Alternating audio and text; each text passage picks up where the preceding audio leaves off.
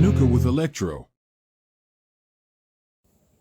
අයිබෝවන් ඔයාලා හැමෝටම මගේ යාළුවනේ. ඉතින් අද මම වීඩියෝ එකකින් ගෙනාවේ ඔයගලන්ට ආර්ද්‍රතාවය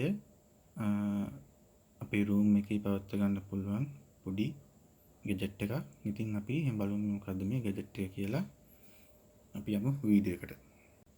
ඉතින් යාළුවනේ මේ උපකරණය තමයි Humidifier.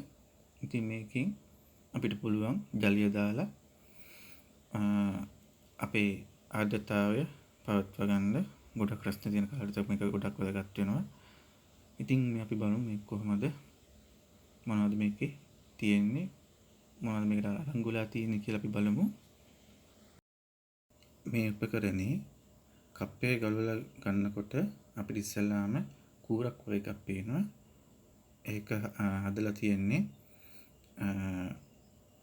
වතුර උරා ගන්න ටිකක් මැටීරියල් එකකින් වගේ නිකන් පංච් එකක්. ඉතින් අපිට පුළුවන් ඒක ඇතුළට දාලා ඕකේ බ්ලේඩ් එකක් තියෙනවා ඇතුලේ. ඒ බ්ලේඩ් එක සෙට් වෙන තමයි ඒක අපි දාන්න ඒගොල්ලෝ හදලා තියෙන්නේ. ඔකට කප් එකට වතුර දාපුවාම මේ කප් එකෙන් පුළුවන් අපිට ඒකෙන් වතුර ඇදලා ගන්න තමයි මේ වතුර උඩට විසික් කරන්නේ. ඒ කියන්නේ ප්‍රෙස් කරන්නේ. ඉතින් යාළුවනේ අපි දැන් මේක ඔන් කරලා බලමු කොහොම මේක වැඩ කරන්නේ කියලා.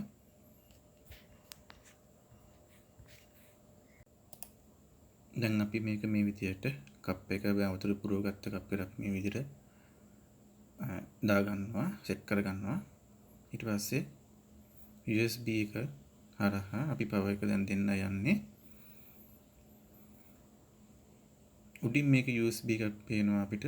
ඒ USB එකෙන් අපිට පුළුවන් මේකට මිනි ෆෑන් එනවා. ඒ මිනි ෆෑන් එකක් අපිට හයි කරගන්න පුළුවන්. දැන් අපි මේක ඔන් කරලා බලමු. මේක ඔන් කරපුවාම මේකේ අපිට පාට බලුප්පත් වෙනවා.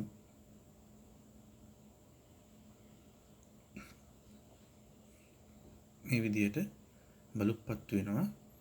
එක RGB ලයිට් එකක් තියෙන්නේ. ඉතින් මේක ඔන් කරපුවාම පළවෙනි බටන් එක ඔන් කරපුවාම දිගටම වතුර ප්‍රෙස් වෙනවා උඩට. නිකන් මීදුමක් වගේ තමයි ඉන්නේ. ඉතින් යාළුවනේ මම බලන්න ওই විදිහට දිගටම වතුර ප්‍රෙස් වෙනවා. ඊට පස්සේ තව පාරක් එබුවාම මේක සැරින් කඩින් කඩ තමයි මේක වතුර උඩට ප්‍රෙස් වෙන්නේ. ওই විදිහට වතුර ප්‍රෙස් වෙනවා. ඉතින් යාළුවනේ මම හිතනවා මේ වීඩියෝ එක වැදගත් වෙයි කියලා. මේක ලොකු දෙයක් නෙමෙයි. ඒක සාමාන්‍ය සරල උපකරණයක්. ඉතින් මේ මට ඔයගලන්ට ගේන්න හිතුනේ මේ දවස්වල ටිකක් රස්නෙස් වැඩි. ඒක නිසා මම හිතුවා මේක ඔයගලන්ට ගොඩක් වැදගත් වෙයි කියලා. ඉතින් යාළුවනේ මාව subscribe කරන්න. ඔය අලුත් කෙනෙක් නම් මාව අනිවාර්යෙන් subscribe කරන්න. subscribe button එක ඔබන්න. ඉතින් යාළුවනේ නැවත අපි අලුත් වීඩියෝ එකකින් හම්බෙමු. මාව like කරන්න, bell icon tick කරගන්න. ඉතින් යාළුවනේ නැවත අපි හම්බෙමු.